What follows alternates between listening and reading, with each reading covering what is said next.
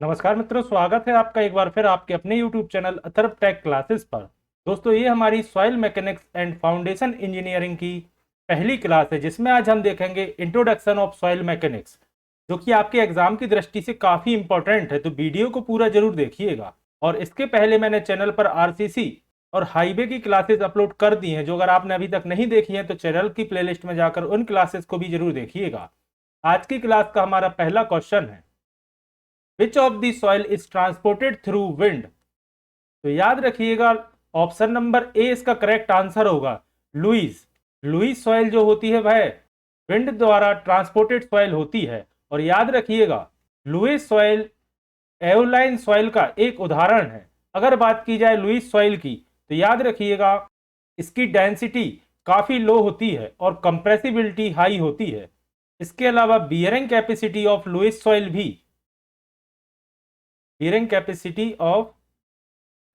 भी काफी लो होती है, याद रखिएगा। अगला क्वेश्चन है, soil transported by wind is called. तो आप सभी जानते हैं aeolian soil transported through wind होती है, तो ऑप्शन नंबर ए इसका करेक्ट आंसर होगा, एओलाइन सॉइल।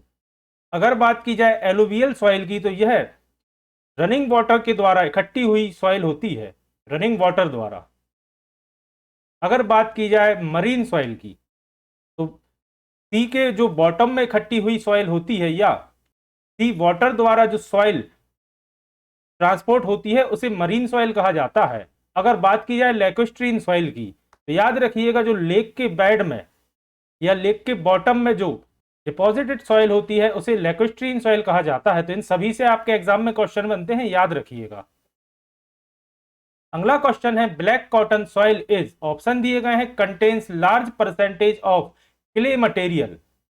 सेकेंड ऑप्शन दिया है, एग्जिबिट्स हाई कंप्रेसिबिलिटी। तो याद रखिएगा, large percent of clay material भी रहता है ब्लैक कॉटन सॉइल में और हाई कंप्रेसिबिलिटीज भी रहती है। तो ऑप्शन नंबर सी आपका करेक्ट आंसर होगा, both A and B are correct.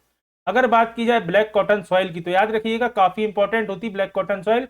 इससे आपके एग्जाम में क्वेश्चन आने के काफी चांसेस होते हैं। Black cotton soil is residual deposit formed from basalt और trap rocks. It is suitable for growing crops. Black cotton soil are clay of high plasticity. This contains the mineral Montmorillonite। इस mineral का नाम याद रखिएगा, Montmorillonite सबसे अधिक मात्रा में ब्लैक कॉटन सॉइल में पाया जाता है। और सॉइलिंग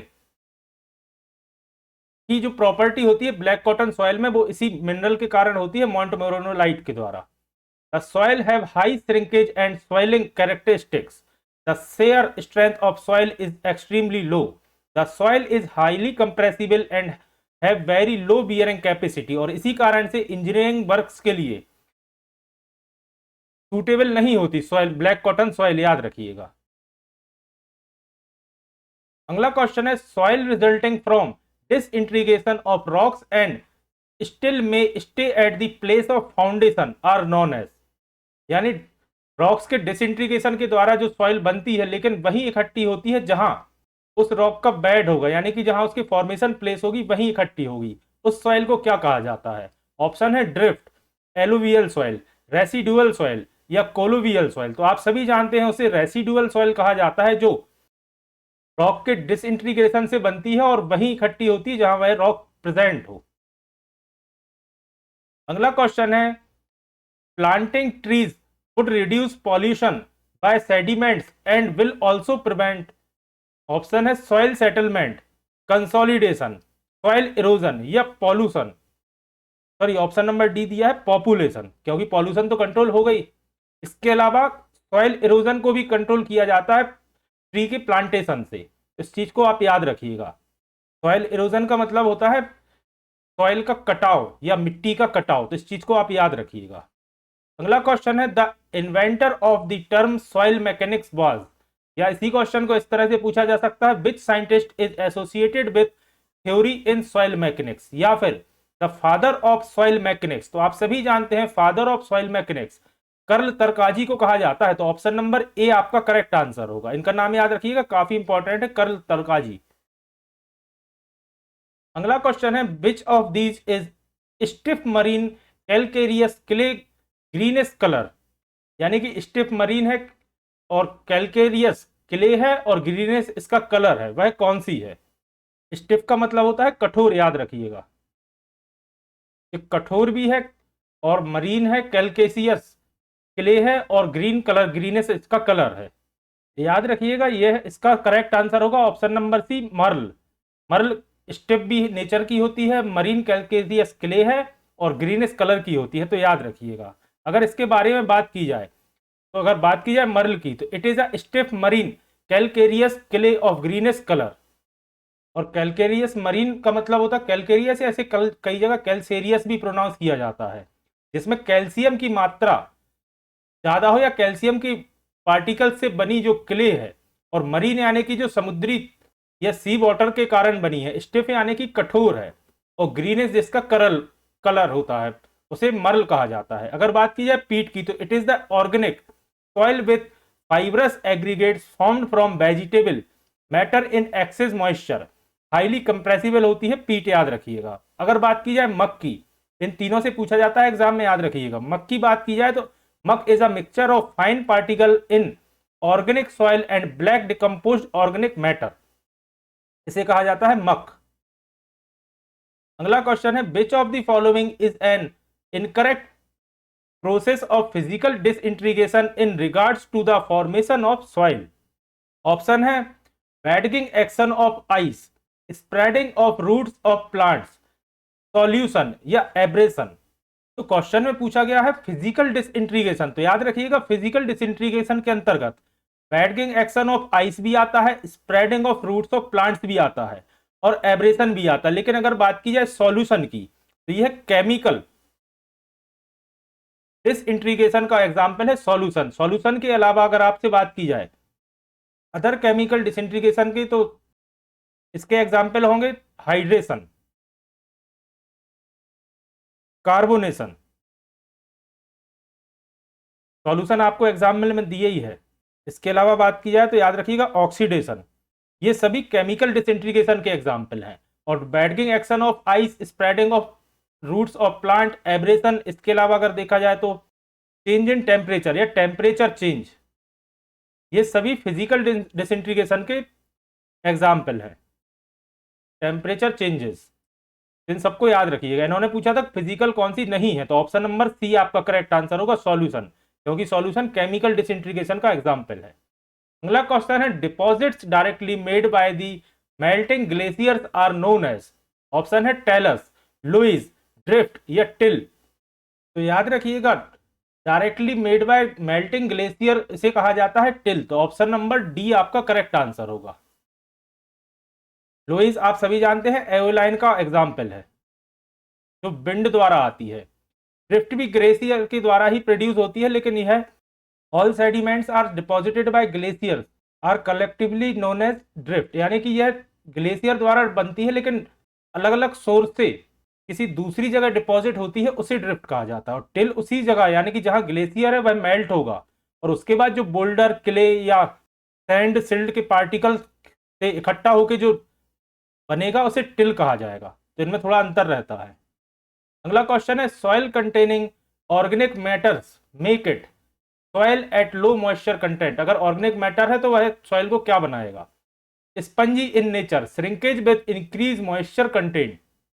तो याद रखिएगा अगर सॉइल में ऑर्गेनिक मैटर इंक्लूड है या मिला हुआ है या ऑर्गेनिक मैटर द्वारा सॉइल बनी है, तो वह उसे स्पंजी बनाएगा नेचर में। तो ऑप्शन नंबर बी इसका करेक्ट आंसर होगा। अगला क्वेश्चन है, the soil transported and deposited bye a river और अ स्ट्रीम आर कॉल्ड। तो याद रखिएगा जो सॉइल वाटर या रिवर के साथ ट्रांसपोर्ट होके बनती है उसे एलुवियल सॉइल कहा जाता है। तो ऑप्शन नंबर बी इसका करेक्ट आंसर होगा। एओलाइन आप सभी जानते हैं विंड द्वारा ट्रांसपोर्टेड होती है। लेकोस्ट्रीम जो लेक या लेक द्वारा डिपॉजिट होती है। मरीन जो सी वाटर द्वारा डिपॉजिट होती है। तो इनके बीच का डिफरेंस याद रखिएगा, एग्जाम में काफी पूछे जाते हैं। और एलुवियल जो रिवर या वाटर के द्वारा डिपॉजिट होती है। अगला क्वेश्चन है, soil deposited in lake beds are known as. तो अभी अपन ने डिस्कस किया उसे लैकोस्ट्रियन सॉइल कहा जाता है। तो ऑप्शन नंबर बी आपका करेक्ट आंसर होगा। मरीन आप सभी जानते हैं सी द्वारा, ग्लेशियर सॉइल लिखा ही है, एलुवियल रिवर या वाटर द्वारा। अब सी वाटर और रिवर वाटर में भी आप डिफरेंस याद रखिएगा।